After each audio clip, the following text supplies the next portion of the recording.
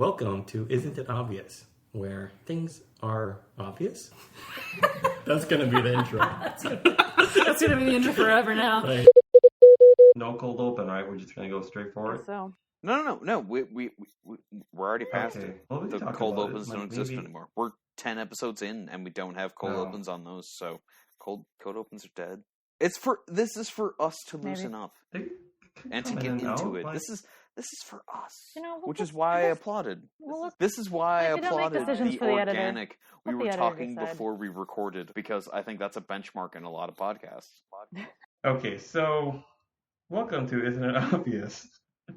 I have one for you guys. Isn't it obvious that dating and job interviews feels like the same process? Absolutely not.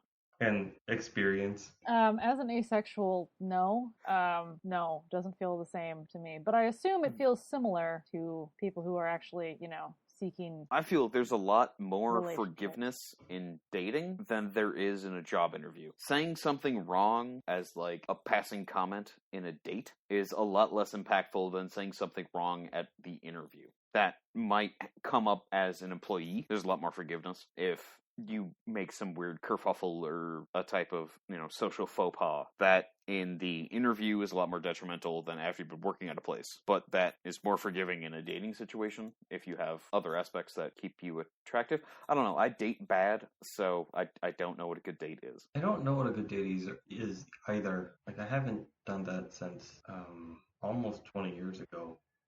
So I don't remember what it was like, and I often ask the editor's brother about so what do these young people do these days for dating? Like, I have no idea. And I kind of pitched this idea to him because he's really into changing out jobs every 2 years because apparently that's just what they do in his industry. And I was like, you go on lots of dates and you go on lots of job interviews. Do you feel like they're the same? And he's like, yeah, they kind of are because you're being judged. But you're being judged right? in every kind of in a hot seat. It's the weight that interaction has on your life. Like if you're dating to find a partner, that has more impact than you having a bad conversation with someone at the checkout counter. Or if you're dating, just have a casual fling too. Right. If you're doing a job interview for something you want as a career, that's going to be way more stressful and anxiety inducing than just having an interview for a temporary retail position or something, or just a retail position, because the bar is pretty low. You can probably get a job. But you also have a relatively low bar in a dating situation where it's not after this date we're getting married and having kids. It's not that type of investment. Let's hope it's not. Right. In terms of American dating. I feel like the job hunting prospect, at least I have more experience in this area, I suppose. It's when I first started, I had to do contract work. So I had to go through a contract company, and then they would farm me out, and then they would get paid money, and I wouldn't really get paid the full sum, but I didn't get paid benefits or anything like that. So you were sleeping around with no real sense of security, but still kind of having fun and figuring out what you want. At least getting some experience for the company would be like, well, it's like you said, Micah, the idea that you're after one date you're married type of thing. I don't think companies really do that anymore. I mean, maybe they do, but the way I see it is, we'll put you on a trial period. Yeah, we'll mess around. Trust me, I have other boyfriends, but this is semi-serious. I mean, I know your last name for it, so that's important. The other aspect of it as well is again, I'm just gonna speak off the cuff. What the hell is up with even going on an interview on a date? You have to do a lot of fucking work just to even have the opportunity to have an interview. You have to do all these stupid games. You have to fill out this resume, and then you go to their website. It doesn't fucking match anyway, so you have to manually type it in regardless. And then you wait, and sometimes you never get a response, and sometimes you would get a quick phone call, and then after that, maybe you have a chance to meet them face to face. It's fucking weird. I don't know. Quote the Nostradamus of our time, Phil, it's all about the nookie. The nookie. Limp Bizkit? Is that what that was? And whether it's you getting scratch for your daily work or you enjoying the pleasures of the flesh, gross. It takes work, and that's what you're going for. If that's your intention, you're going to do the work that you need to do. I don't think it's really that fair to say that people who are looking for a date, they want to go dating. I think this should be perhaps more categorized as they're looking for someone that's actually worth going on multiple dates for. Not like a one night stand. Not like, oh, I just want to have the pleasures of the flesh. Not a freelance job. Well, no, but people can go through the motions to get a freelance job. And if that is what they want, that is fine. That is not for general public to criticize. But it's more, if you're trying to turn that into a career, job interviews are way more stressful than dating. Because there's a lot of hit and miss in dating and you figuring out, and there's a lot... Maybe from a guy's perspective. What do you mean? Well, I don't really know if I should be, like, speaking on this at all, but I guess from listening to a lot of my friends talk about their difficulties in dating and trying to find a partner, I find it is a lot easier for women to find a temporary partner at the very least. Like, it's very easy for one night stands. Women can find those pretty easily. I think it's a little harder for men to do that in some respects. And I don't know. I have an interesting study to talk about, but okay, go on. Well, I was just gonna say, but like finding like a consistent partner that you eventually want this to turn into hopefully marriage, maybe, like if that's your end goal, that I think is hard or harder. Those may happen with a one night stand. Could. That may not happen with I'll, sign into this job and boom, I have a career. I think that's more rare than a one-night stand turning into a fulfilling relationship. That's true. Okay, so the difference between... I'm sorry to interrupt, but like I've been at my job for like 10 years now, and yeah, same. That was a random stand, but I've been there for a decade. Yeah. Sorry, go on, Phil. So the whole process of getting the job and the whole process of getting a date, right? Like it feels like, to me, so similar in the sense that you have to kind of pretend you're someone you're not. True, but the repercussions of like Tinder for a job are way more impactful than the Tinder for a date. Of course, the aftermath is different between getting a job and going on a successful string of dates with the same person. You can fly your ass off and get a successful string of dates, but that's not necessarily going to correlate to a successful string of jobs. Well, wait a minute. I don't know, wait a minute. I would say that the opposite is actually more accurate. Softball down the middle. Please hit it, one of you. Any politician ever? Sorry, what?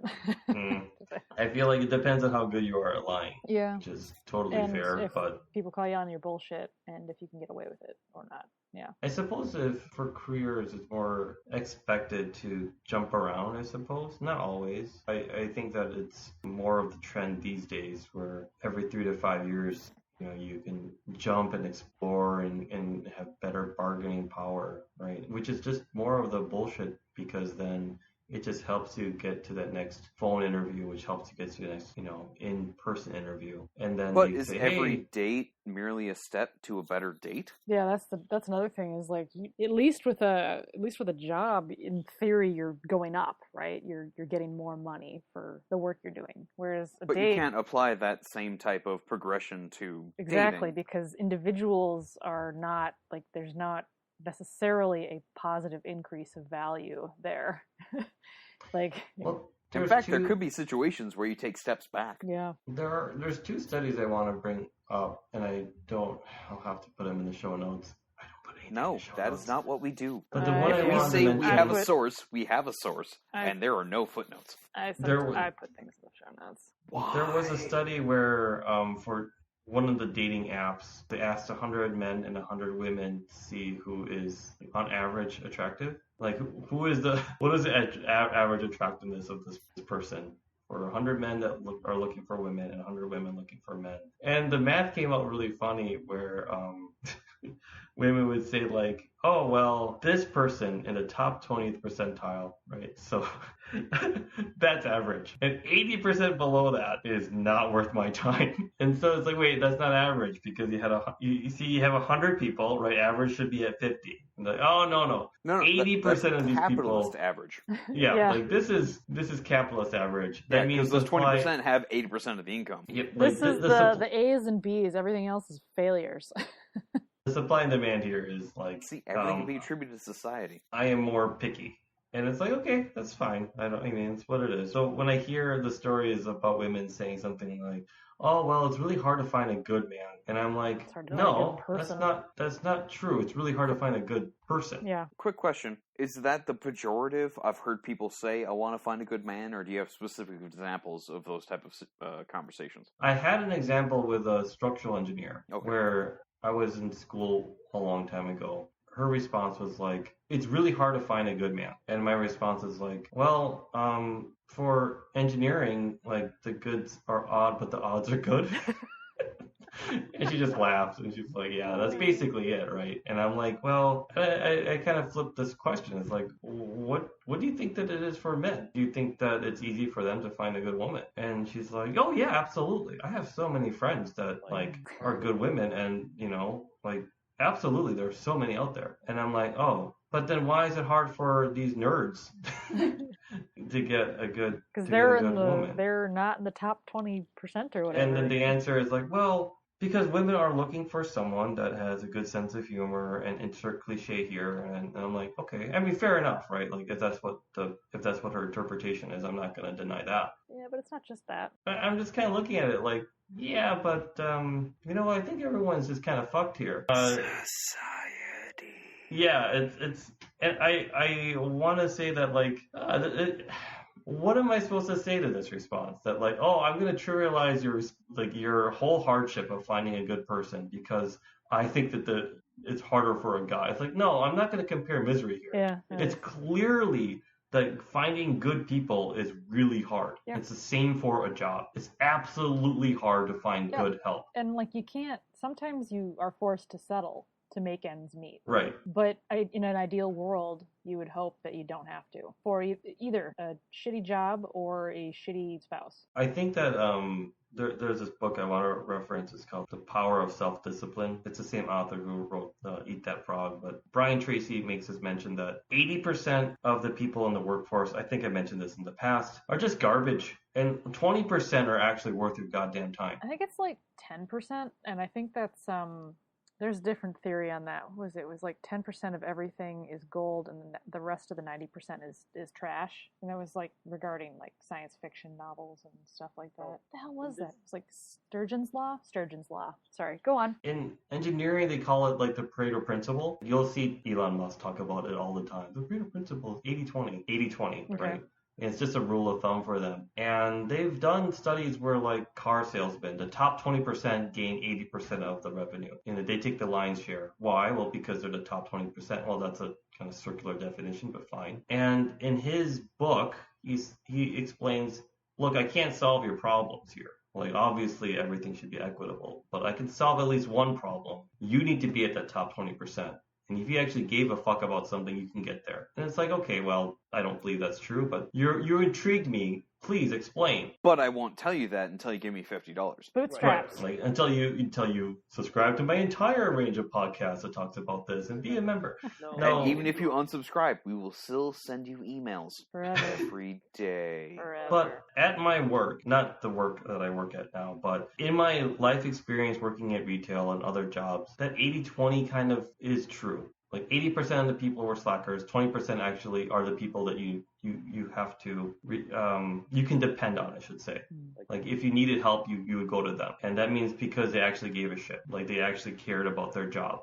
For work ethics, unknown. Does that apply to small businesses? No. I would say not as much, because in a smaller business where you're running on a crew of like 30 or less people, you have to be good at your job or you're out and you'll be replaced, because you're already on like a very lean operating cost, and the competition is actually pretty high-ish. You're not going to last long because there's nowhere to hide your bullshit, So can we incorporate, whether you're applying to a small business or a large business, that has a different correlation with the aspect of quality expectations for dating? I would say so, yes, because I think both partners in this game are looking for the 20% for whatever goal that they're searching for, whether it's a one-night stand, if it's a fling, it's casual, or if they're looking for someone that's more serious, who they can imagine having a family with. Isn't the fling casual the 80%? No, even at that level, you're not going to want to go for trash tier. right? Yeah. Like you're want not at looking least for a long-term installation. Not you're necessarily, looking for a short-term fix, but a good short-term fix. A good short-term fix is still a short-term fix. I'm saying that like that's if still you're a not one-night settling, stand. That's a whomever fills that body. But there might be multiple occasions where you have several one-night stands with that person who's in the top 20 versus the one-night stand of that that 80%. You're like, well, that was something I'm not going to repeat. And there are different levels of booty calls too. Right.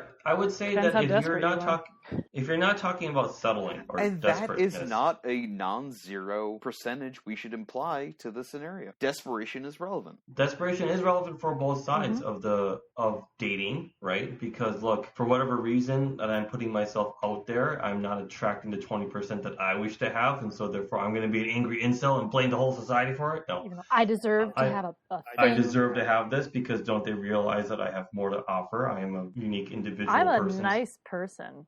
My nice introversion is magical, and I just need people to understand that. Even if I'm disgusting and have no hygiene. Yep. Sarcastic hey, about I this. use deodorant every 5th week because my pores clog. But for the most part, I disagree with like why we as a group consider what is 20% and what isn't. So if I talk to the structural engineer and she's like, well, if I talk to her now about it and I would say, okay, well, let's kind of talk about it in engineering terms of 80-20. What would you say about it then? Would you even entertain the fact that 80% of the sample size is just trash?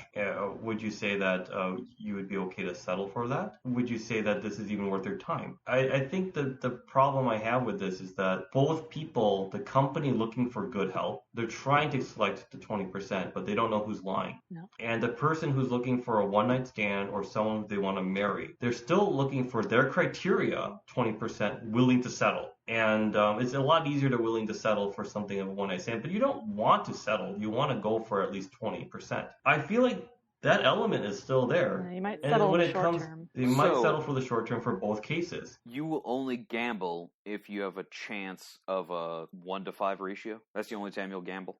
When you're only looking for that 20%, you will never look for any less odds than 1-to-5. Yeah, I would say that's very different, but the philosophy is the same. I would actually flip it the other way around. If I'm going to make a gamble, and most people do 50-50, right? Like I'm going to give you $100, coin toss, if the side you win chooses, side you chooses wins, whatever. But I'm going to take $100 if I win. You want to play? And we're going to play this 100 times. And then the answer is the answer should be after a repeated amount of times. It doesn't matter because the numbers will just average themselves out. If it's 50. But then if I said something like, how about this? I'll give you $100 if you win, but if you lose, you give me 50. And they've done studies where people still don't want to play this game. And they said, well, why is that? And then they said, well, to gain $100 is nice, but to lose 50 is more, right? Like I have to pay bills. Like my margins are not as high to be able to sacrifice 50. So my risk is a lot higher here. And so I would say, like, for me to make a move, I wouldn't settle for a 50-50 deal. I would settle for like an 80%, 20% chance of success before I would even entertain it. That's not what we're going with, because we're going with everybody's looking for that 20% success. A different type of So everybody's taking more risk and being a lot more judicial on their 80%, as opposed to taking a chance on that 80%, because everybody's looking for that 20% of a win. It's slightly different, though. It's slightly different, but let's say that you're constantly going on dates. You're looking for the top 20. What are you going to do? You don't know if they're lying or not. But for the most part, for like hookups, it's pretty easy. I guess I will concede to that. If you're looking for something more like the pleasures of the flesh, barf, you can then see it more visibly as this is easier to tell for the metrics, for whatever the hell that means. But if you're looking for something that's like, I want marriage material, or I want someone to have a family with, that's a lot harder. Yeah. You're not going to settle. Just like a job. You're not going to settle. Just like a job. If you're just in it to like make ends meet and get your bills paid, then you might settle for a job that doesn't pay very well just for the interim or whatever to get your shit taken care of. But in your mind, you're still like, I'm still going to want to have a career. I still want to, I don't want to settle for this forever. I'd like to one day have a good desk job that I can just live I at. would say the best argument as far as Minnesota standards is like, I want to be a stock boy. The top 20% of stock boy is Costco, because you're getting paid at least 2 or 3 times, probably 3 times now, the minimum wage if you work at Costco. Maybe a little bit less dollar-wise, but it's closer to that than double. I think they just raised it to 16 or something, or 17 an Right. hour, which is livable at least.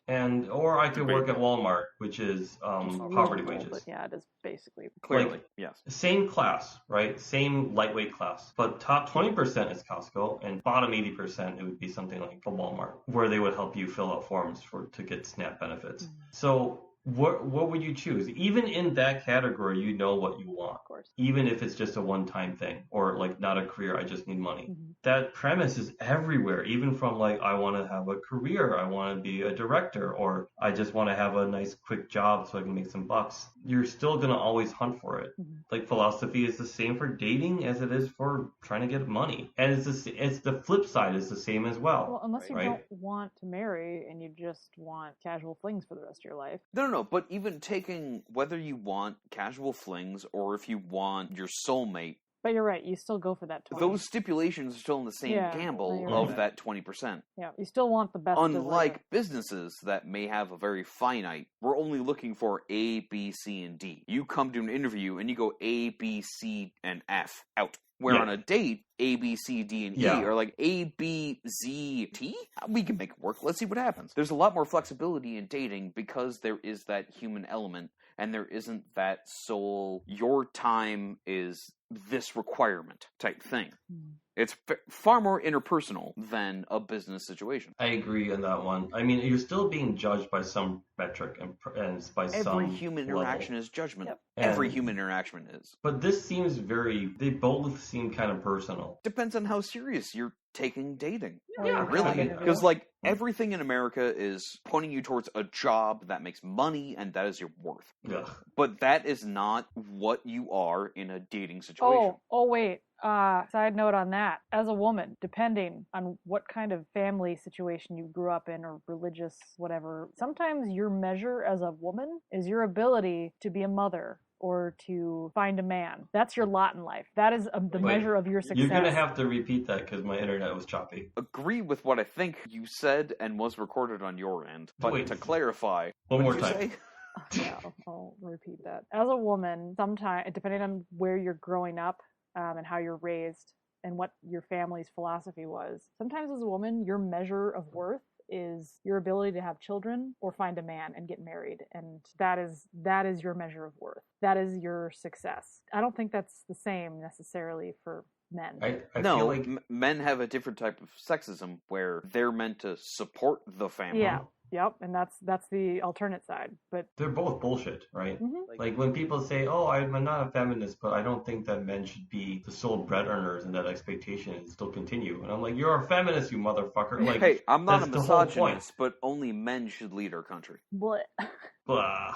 I mean, the idea that like for the parents that pressure their sons to be have to. It's not parents though; it's society. Right. Or your society community is imposing these gender it could roles also just be, upon everyone, whether or not the but parents Micah, have it's not that always, input it's or not. not always society as a whole. It can be small communities, which is part of society. How is that not society? It's part of society, but it's sometimes smaller pieces of society. That's still society. I was never my growing up and I was never confined to your worth as a person is your ability to find a man, get married, and have children. That was never imposed on me personally, but it is imposed on some communities. Like that does happen. So I don't think it's right, but it happens. But the flip side is way more standardized, right? Yeah. Go online and you're like, okay, what are the requirements? One of the things that people say that you're not supposed to ask a woman is like, how old are you or what your age is? And the joke is for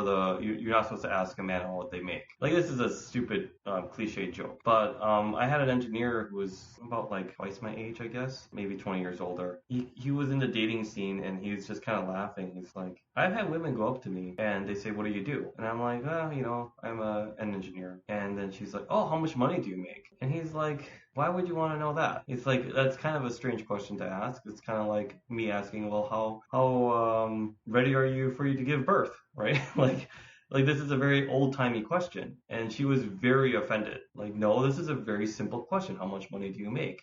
And he just kind of laughed. He's like, the metric of a man's worth is still how much money they make. Well, and like, that's the thing is like they're trying to get a measure of, can you support yourself and can you support me as well? That's the mentality of that question, right? The mentality of asking a woman if she's ready to give birth is, can you give me children? Not can you support me, or not can you, I don't know, keep me as a house husband? I don't know. It's a little different, but it is similar though. It's still the same like sexist imposition of, can you fulfill this role? Right, but I feel like, at least in my perspective, both of them are equally damaging. Mm-hmm. Or maybe not equally, but they're both full of shit, right? No, like, they both lead to toxicity. They are both bad because you're restricting the agency that either gender has in this relationship. If one is meant to make money, one is meant to raise kids, you're already instilling that dichotomy. Yeah, I guess what's wrong with asking these questions, though, just out of curiosity? Like, what is wrong with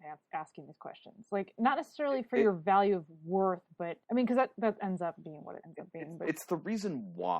It's also like value of worth too. I agree with the reason why more, but if someone said, hey, Phil, how much I'm interested in having a relationship with you as a friend. Okay, friend zone, cool. That's exactly where I want to be in life. How much money do you make? It's like, go fuck yourself. Like, why do you need to know that? But as a potential relationship, like a sexual partner or a marriage partner, that I think is more of a valid question. Those are two different things. Yes, that is true. One of those does not require a salary. That's true. And the other one too is like, as a partner. What kind of sexual partner are we talking here? No. Like a one-time transaction is different. But what if you want to be as a multi-time child rearing? But don't you want repeat customers? Like, anyway. Okay, for a repeat customer situation, should be fucking legal. I agree, okay. And that's what I'm saying. Like, so the question of how much do you make? Can you afford to, keep me on as a client? No, that's different, right? No, it's not. It's not different. I feel like it's, to me, if I had a potential mate that said, okay, one of the first questions, how much money do you make? I'd be like, why the fuck do you need to know? Like, you should be asking questions about what my philosophy of money management is. About that is better. What do I do with my money if I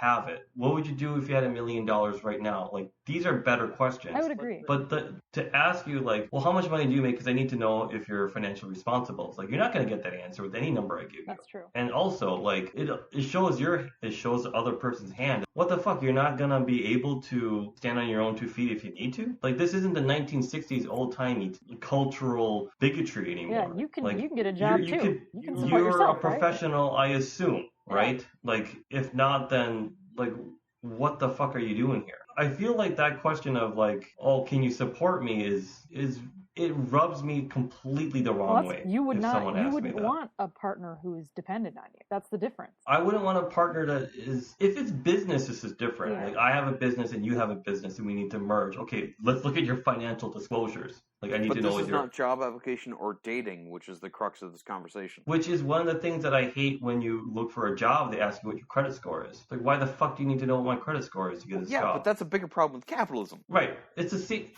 the same shit about, like, I'm going to keep throwing more requirements out there. But yeah. But the idea is that I want the cream of the crop. Jesus. Like, the questions you're asking for are just the worst. That's my male perspective of it. That's just, I'm sure that women get, one of the things that I have to notice is that during any type of marriage ceremony, they would always tell the bride, oh, she's very beautiful, right? No one ever tells the groom how handsome he looks. But because that doesn't matter, because the groom doesn't have the chance to be unique. Because he is the groom.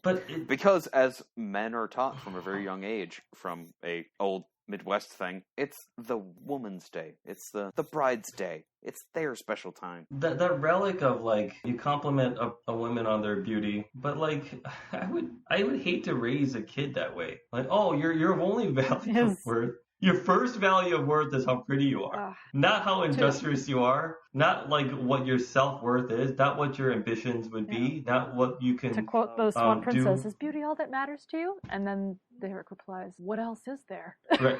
It's really fucked up that they would just say this. It's like, oh, to me it rings like, oh, the groom is very wealthy. It's like, why, that would be weird to say. Oh, the groom drives a really impressive car. Like, what? Like, this has nothing to do with the person. The human being. And the Ferrari dowry should not be ignored right now. The person operating this flesh vehicle, right? Like, it has nothing really to do with that. And it drives me bonkers. So as far as a misery game goes, I do feel like from the perspective of being on the bottom 80% and you're trying to get a job, you're trying to go on dates, I presume, or something like this. I feel like it just sucks because what the people are asking for what they believe the top 20 is just like some really crazy arbitrary values that make no fucking sense. And then what you really want to ask, like the one question I really want to ask people, I can't ask, which is, are you a fucking asshole? Because I can work with anybody as long as they're not an asshole, if I can train them in. Phil, I'm an asshole. Yeah, but he's not depending on you to do a job. Well,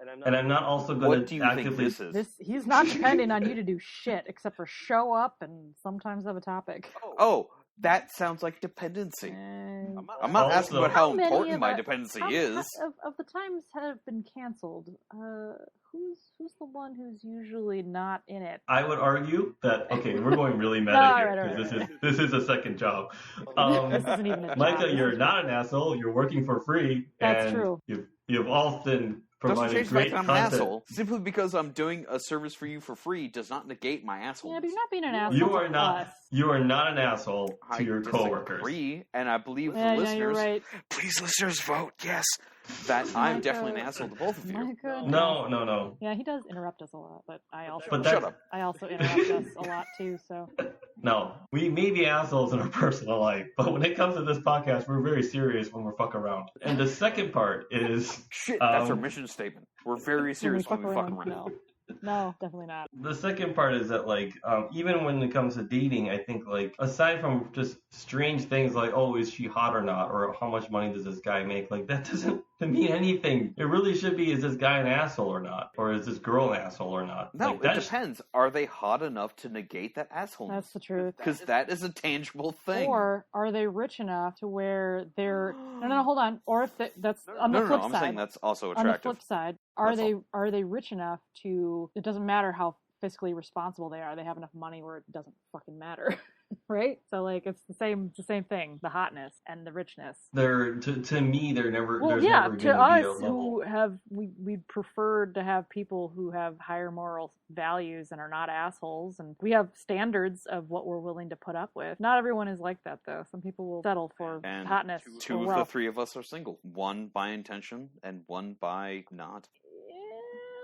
But all of our situations are different too, and we're still not like we're not fucking. I don't know. Maybe you would date like a rich white woman who's super like affluent, and you could be her, I don't know, boy toy or something, and maybe you would put up with that. But yes, my goal in life is to be the Stedman to the future Oprah. But I can tell you, no, this doesn't really work coming from me. There's no amount of money that I could be attracted by. There's just no amount of money. No, that's what I was gonna go with. Even if you're trying to go for a one night stand. Yeah.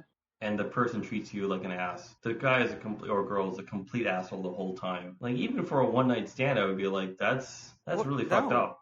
Man, if the dick's good, that's all it is. That's not true at all. And not for many For people. A one night stand? Yeah, there are not a lot of boxes you have to check. Not always. For a one night stand to be a successful one night stand. Just, you won't fuck that dude again. Or never again. You don't really want to be with somebody that could betray your trust. Yeah. You know, but are they going to... A one-night stand, it has... Yeah, but you still got to be smart, even with a one-night stand. Maybe as a guy you don't have to, but as a woman you absolutely have to be smart. Like, no, I think you should be smart as a guy, too. Right? Like, what if you... No. In either. I apologize if I genderized it, but it's like any one-night stand can be a Walmart, we need an overnight worker. And that can be a very short employment, but there's not a whole lot of risk. Well, unless they're, carrying a disease or something, which then could be potential high risk. Yeah, I would say that there's always risks, man. I would agree with you, Mike. There's a lot less risk, but there's also a lot more too, right? Because if the person's a real asshole and it's going to make your life a living hell, Like, even a one-night stand is not a good idea. Like, they're going to key your car or something like this. Or you have to worry about your physical safety. Or they're going to take photos of you in compromising positions and blackmail you. But those are the children screaming at the restaurant, as opposed to all the other times at a restaurant, kids have been there. The squeaky wheel will get the grease. That will get your attention. It's not the fine nights where you dealt with an asshole and had +1 evening on a -10 to +10 scale. Overall, it was okay. It wasn't great, but it wasn't a terrible situation. I think everyone has... But you know to raise your bar more. I think everyone has different standards of what they're willing to put up with. I think that's just how it is. But I feel like asshole meter is not one of those standards. Like, it's just assumed that they're going to be not too much of an asshole. Well, but the other metrics are going to be more clear. Again, like, coming from an outsider's perspective of this, it drives me batty. These arbitrary goals about what we consider to be attractive, either through employment or dating, make no fucking sense when you ask a couple more whys about it. The reason why I bring this up is because I don't want to raise kids or the next generation to think that it's okay to say that your value is based off how pretty you are or how much money you make or anything else that our dating culture is. And again, I'm very stupidly old-fashioned to be like, I don't like the idea that you're dating like 5 people at once. Like, this seems like a bad idea. But again, it's going to be up to their autonomy, and they have every right to choose whatever they like. But in my lizard brain, it's like, this is a really fucking disastrous path for you. Well, I think that's, like, on you then, as a parent, to try to instill, okay, it's good to be, as a parent, it's good to teach your kid that, there is value in being pretty or making money, but that should not be the goal. That should not be the only metric you measure yourself by in value. Yes, there is positives to being attractive. Yes, there's positives to being wealthy. But it doesn't mean if you're not one of those things that you can't be valuable. But if you grew up in poverty, you being attractive means you're far more malleable to those with more means because you didn't have it growing up, yet you were genetically. But you can teach your kid, like, aesthetics. You can teach your kid to make up for it, though, in other useful, valuable ways. But this is crazy, though, too. Don't be an asshole. Have a good sense of humor. If you're not super attractive, be... Sir, we live in America, where the uglier you are, the more of an asshole you are, the more popular you will be. No. I point 2 fingers at Donald Trump. Yeah, but he also was given a shit ton of money, so really... That's irrelevant. He was still ugly and an asshole. Yes, but he had enough wealth-ish given to him by his father to make other women think that was his value, who also are extremely shallow. Why did women find that he was attractive because of his money? They didn't think he was attractive. Societal issues of gender roles. Yeah. Right. I do want to interject one more point too. Sorry, Sarah, but the way we phrase it is that you have to find value outside to be valuable outside of just money and being good looking. And I'm like, valuable to what? To who? This is like I'm selling myself to a marketplace and I'm trying to shape myself into something that I can get the best coin for. Like, this is crazy thinking. Is it? Yeah, because I shouldn't care if 100 people judge me poorly. Because fuck those 100 people. No, you should care if people are judging you poorly. Really? So if I go to like a clan meeting and 100 people judge me poorly, I should care what they think? Good. Like, I shouldn't, like... Yes, man. I should care what they think because of my... Everyone should be self-reflective safety? Of societal repercussions. But you're going to a clan meeting, right? And you don't care what they think. Yeah, you backed yourself into a real tough corner, Phil. Let's see you argue. But you should care. You went to a clan meeting. I went to a clan meeting. But you should care what they think, because if you're like a person of color and they hate your face, maybe you should get the fuck out of there. You went to a clan meeting and be like, hey guys, do we really have to say that white people are better than everyone? Read the room, Phil. Like, what if we were more inclusive? Will we not get more people here to go under our that is a bed sheet that is not raise your hand to get to your point. Lizard people to be also included into the charter. Thank you, Phil. I appreciate your willingness to accept me. How else are we going to get to the inner earth if we don't accept the lizard people? Come on, clan. I will argue for the clan reaction. Is that like I really shouldn't. Phil, no. I will. Do not argue for the clan reaction. No, you need to be of value, of some value. Otherwise, to who, right? Enough, like to others, to the people who are important to you. Because if you're not contributing in some way, then no one's going to give you the time of day. And then you're just, I mean, if you can make it without anyone else's. Who says what contributing is? And where well, is that standard? That's what I'm saying. Is it doesn't have to be anything specific, but it does need to be something. Well, what is something? Yeah. Anything. Something and anything are two very different concepts. Are they? Yeah. Yes. Okay. Anything useful. Something. I wouldn't want to have a friend just because they think I'm useful. Like, hey, I like being friends with Philip because he has a truck. Okay, maybe not. He's very useful for moving utility, things. but like you enjoy them. You enjoy. Useful. You are not. This is setting up the gatekeeping. No, but I mean, no. What I'm saying is, you're not going to get friends if you're an asshole. Like that is not a useful trait to have. Debatable. I know a lot of assholes that have friends. I am one of them. Well, like you're a lovable asshole, but you're not an asshole. Still an asshole.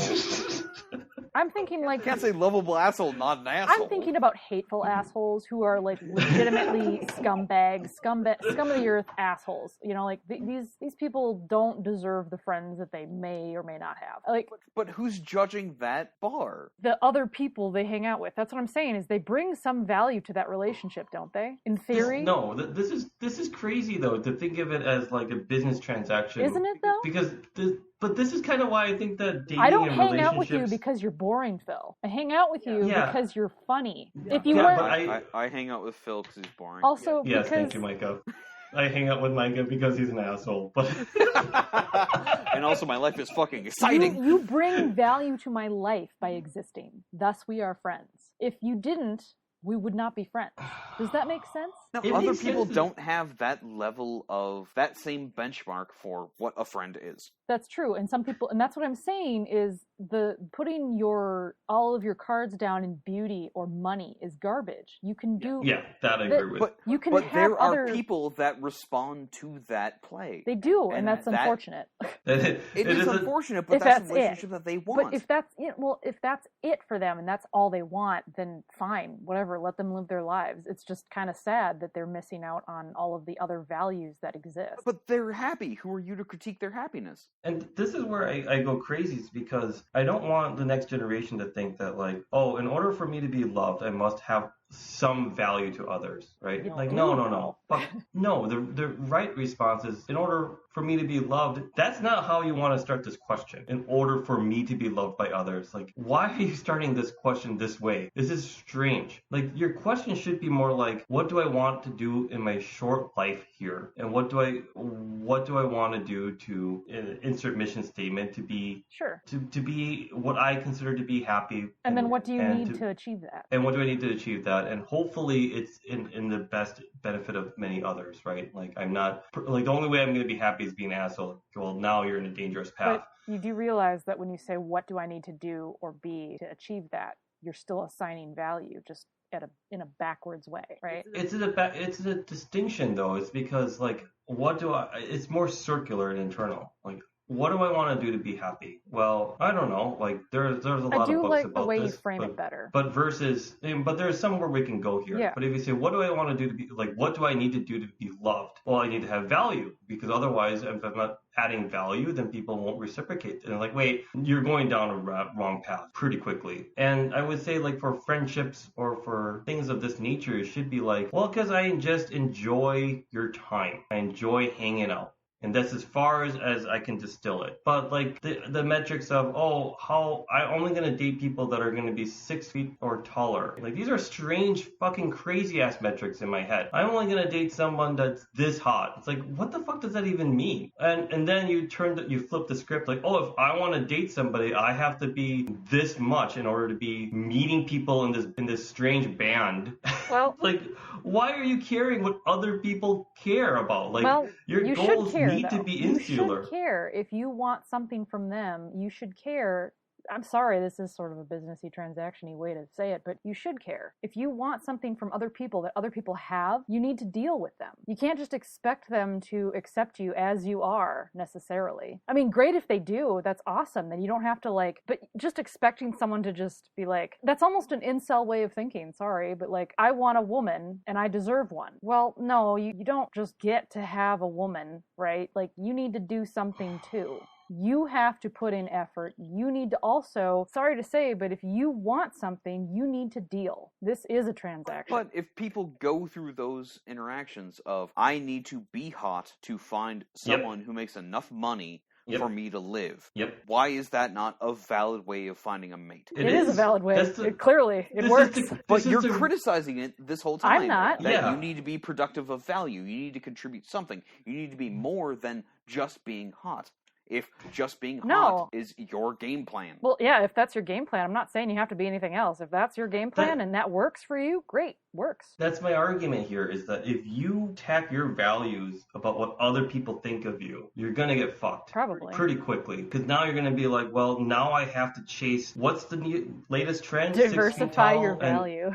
Right, it's like, this doesn't, no, your values need to stay consistent. They could be shitty values, you know, obviously, I hope you don't have shitty values. I hope the next generation doesn't have shitty values. But the idea of like, oh, I want to be marketable, so what does that mean? I got to drive a BMW and I got to do this and that. It's like, this is ridiculous. Because the things that the market wants out of you is fucking ridiculous. And then the moment you tack on what your values should be, to be able to meet a market that's fucking irrational, it makes no goddamn sense. I think it's all economics. It's all supply and demand. What do you want and what do they want? And what do you have and what do they have? But who's setting that standard? Individuals are. What they want is... Are they? And if you want what they have, you need to also have something that they want in order for you to make this transaction. So all relationships are just transactional? Yep.